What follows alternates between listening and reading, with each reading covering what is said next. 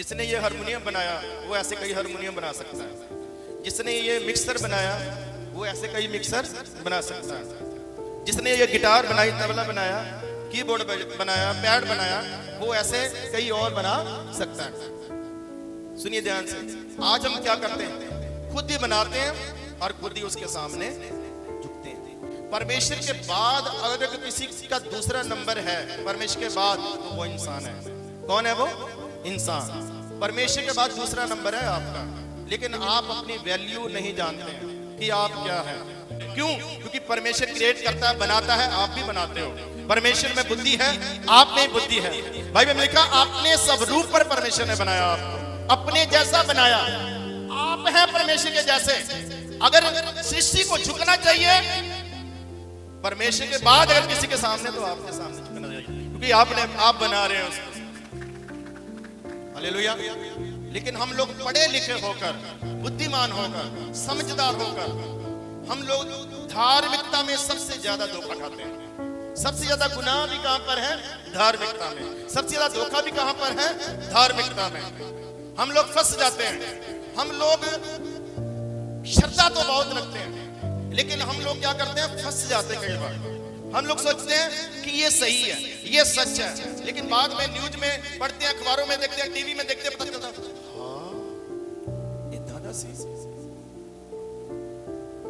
ऐसी बहुत सारी आपने इस संसार में हम देखते हैं। 7 बातें नहीं बता पाऊंगा, इस बात पर थोड़ा सा आज विचार करते हैं।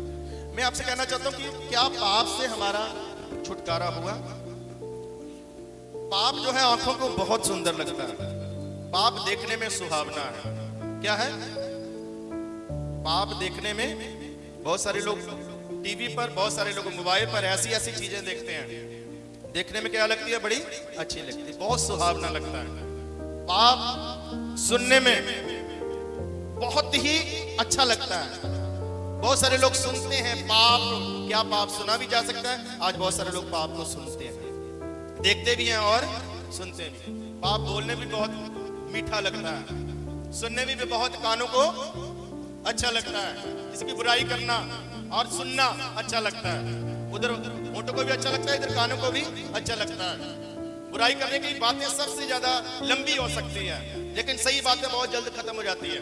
वो बातें जो सही टेलीफोन पर जल्दी जल्दी खत्म हो जाती है, लेकिन वो बातें जो गलत है वो टेलीफोन पर बहुत लंबी लंबी हो जाती है, बहुत दूर तक जाती है। बाइबल कहती है थोड़ा बोलो, कम बोलो। ज्यादा बोलने में क्या है? पाप है। पाप सुंदर है, पाप सरल है, पाप बड़ा अच्छा लगता है। पाप पता क्या है? पाप एक शुगर की बीमारी की तरह है, मीठा जहर है। क्या है ये? मीठा जहर, जो इंसान के आत्मा को धीरे धीरे क्या करता है? उसको खा जाता है। पाप का रिजल्ट बहुत बुरा है, गुनाह का रिजल्ट क्या है? बहुत बुरा है। मैं आपसे रिक्वेस्ट करना चाहता हूं, बाइबल कहती है हम जितने लोग हैं पाप में पैदा हुए हैं, पाप में पैदा, क्योंकि वो आदम का स्वभाव हमारे अंदर काम करता है। आदम का पाप हमारे अंदर चलता जा रहा है, और आज हर एक इंसान जो पैदा होता है वो पाप में पैदा होता है। कौन सा पाप कह रहा हूं? क्या आदमी स्त्री के मिलन का वो पाप है? नहीं। शादी के बाद आदमी स्त्री का मिलन पाप नहीं है, बल्कि उससे सृष्टि आगे बढ़ती है। परमेश्वर ने ऐसा बनाया। लेकिन पाप ये है जो आदम का पाप है, वो स्वभाव में हमारे अंदर चलता आ रहा है, उसके कारण हम गुनहगार हैं और हम पाप में पैदा होते हैं। पाप में पैदा होना हमारे हाथ में नहीं है, सुनो ध्यान से। लेकिन पाप में मरना या ना मरना ये हमारे हाथ में। तो मैं आपसे रिक्वेस्ट करूंगा कि पाप में हमें मरना नहीं है, पाप को छोड़कर हमें मरना है। हालेलुया। मुक्ति क्या है? क्या शरीर को छोड़ना है मुक्ति? कुछ लोग समझते हैं शरीर छोड़ गया तो ये क्या हो गया? मुक्त हो गया, ये दुखों से मुक्त हो गया। कुछ लोग सुसाइड करते हैं, सबसे बड़ा पाप है। कष्टों में, परेशानियों में, समस्या में पड़कर, कर्जे में पड़कर कुछ लोग क्या करते हैं? सुसाइड करते हैं। वो सुसाइड करते समय ये सोचते हैं मैं छूट रहा हूं, मैं दुखों से छूट रहा हूं, शरीर के कष्ट से छूट रहा हूं मैं, लेकिन वो छूट नहीं रहा, वो फंस रहा है। आज उसके फंसने का पहला दिन है। जो सुसाइड करता है सीधा नरक में जाता है, सीधा नरक में जाएगा। क्योंकि बाइबल कहती है जो अपने मंदिर को नाश करता है, जो अपने शरीर को नाश करता है, वो परमेश्वर के मंदिर को क्या करता है? नाश करता है। क्या है आप? मंदिर है। हालेलुया। क्या सच में हम मंदिर हैं? बाइबल में लिखा तुम परमेश्वर का मंदिर हो। तो इस मंदिर में क्या क्या डालते हैं हम? इस मंदिर के द्वारा क्या करते हैं? इस मंदिर में परमेश्वर को होना चाहिए था, इस मंदिर में भगवान को होना चाहिए था, लेकिन इस मंदिर में परमेश्वर नहीं है। इस मंदिर में और ही कुछ भरा पड़ा है। हम मंदिर में जाते हैं, चर्च में जाते हैं, गुरुद्वारे जाते हैं, मस्जिद में, पता क्यों जाते हैं? कारण क्या है? क्योंकि हमें जिस जगह जाना उस जैसा बनना है। अगर मंदिर में जाना है तो मंदिर के जैसा बनना, चर्च में जाना तो चर्च के जैसा, चर्च मतलब साफ सुथरा पवित्र पाक, जहां पर परमेश्वर की उपस्थिति हो वैसा बनना। हमारा शरीर जो है, हमारी देह जो है, इसमें परमेश्वर होना चाहिए। लेकिन क्यों नहीं होता है परमेश्वर? जो लोग व्यभिचार करते हैं, इज्जतें लूटते हैं, क्या उनमें परमेश्वर है? नहीं। जो कत्ल कर देते हैं, खून कर देते हैं छोटी छोटी बात पर, क्या उनमें परमेश्वर है? कुछ लोग कहते हैं सब में परमेश्वर है, सब में परमेश्वर है, पत्तों में भी परमेश्वर है, दरख्तों में भी परमेश्वर है। अगर सब में परमेश्वर है तो फिर लोग किसी का बुरा क्यों करते हैं? लोग किसी का नुकसान क्यों करते हैं? लोग किसी को दुखी देखकर खुद सुखी क्यों होते हैं? भाइयों और बहनों सुनिए ध्यान से, ये पता क्यों है? ये पाप का अंश है हमारे अंदर। पाप किसी को खुश नहीं देखना चाहता, पाप किसी को अच्छा देखना नहीं चाहता, क्योंकि पाप के पीछे शैतान है। वो चाहता है इंसान नाश हो जाए, खत्म हो जाए। हालेलुया। एक कहानी बताकर मैं समाप्त करूंगा।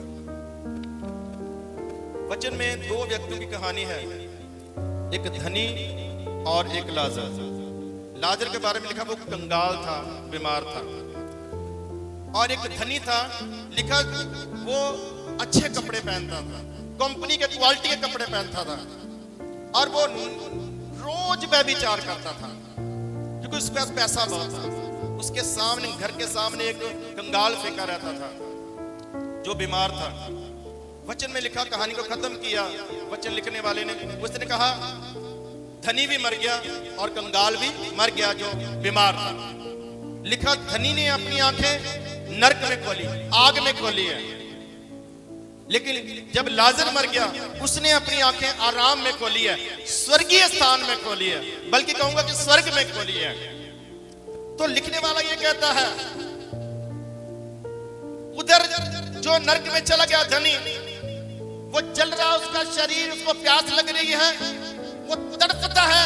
वो कहता है अब्राहम से, इसको भेज लाजर को, उंगली का पानी में डुबोकर उंगली को मेरी जीभ को लगाए, ठंडा करे, थोड़ी सी ठंडक मिल जाए मुझे।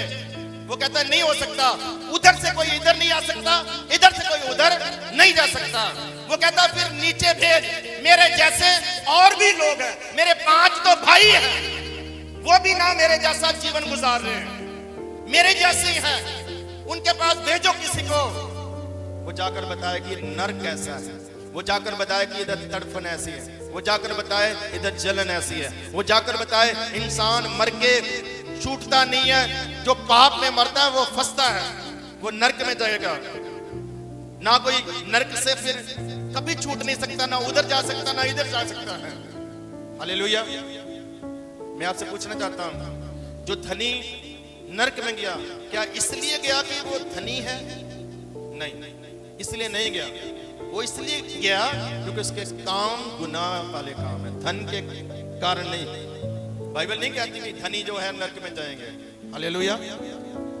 बाइबल में बहुत सारे लोग धनी हुए।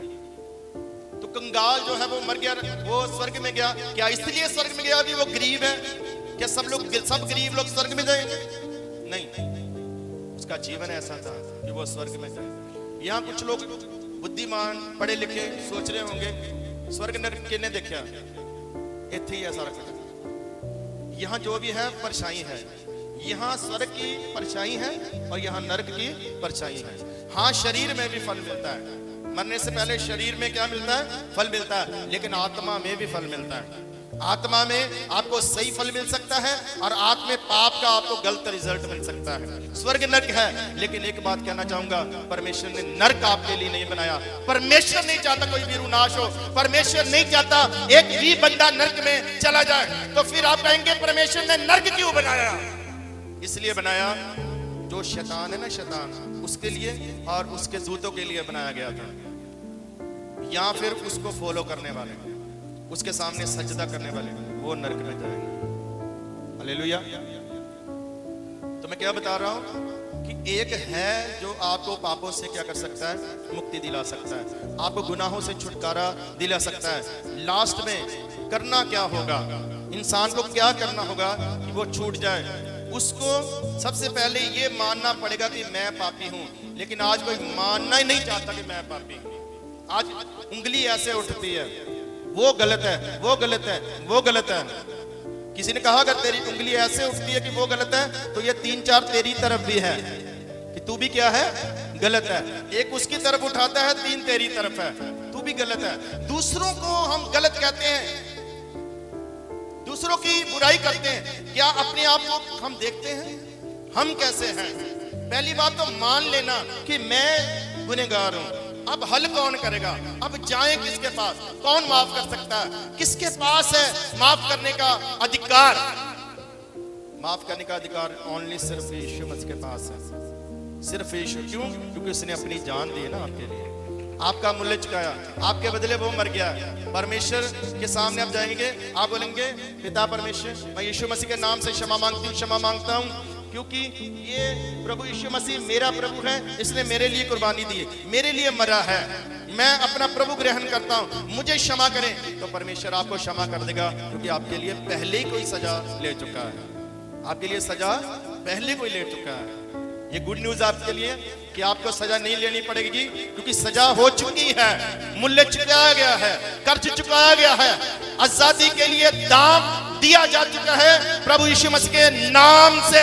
हालेलुया। वो है आपका छुटकारा, वो आपको आजाद करवाएगा। सब बोलिए हालेलुया। तो क्या आप आजाद होना चाहते हैं? क्या आप चाहते कि मैं शांति पाऊं? क्या आप चाहते कि मेरा रूह हल्का हो जाए? पाप आपके रूह को भारी करता है। हालेलुया। सब बोलिए हालेलुया।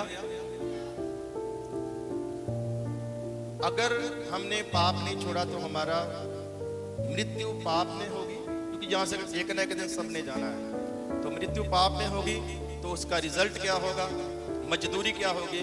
दूसरी मृत्यु, सजा में जाएंगे, नरक में जाएंगे, परमेश्वर के पास नहीं पहुंचेंगे, मुक्ति नहीं पाएंगे। तो लोग ऐसे हमें भरमाते रहेंगे, अगले जन्म ऐसा होगा, अगले जन्म ऐसा होगा। हालेलुया। आप नजात पा सकते हैं, आप मुक्ति पा सकते हैं। आंखें बंद करेंगे।